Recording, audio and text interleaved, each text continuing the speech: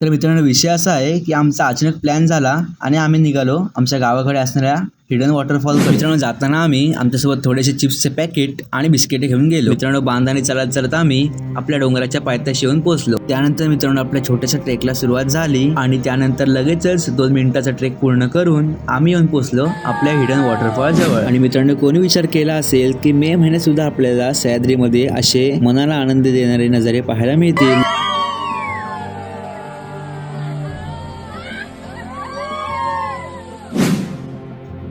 त्यानंतर मित्रांनो, आपल्यासोबत आणलेले चिप्स आणि कुरकुरे खायला सुरुवात केली. आणि मित्रांनो, ह्याचा विषय हार्डच आहे. जिकडे जाईल तिकडे मित्रांनो आपल्या खेकड्या पकडून दाखवतो. मित्रांनो, त्यानंतर आम्ही वॉटरफॉलला एक्सप्लोर करायला सुरुवात केली.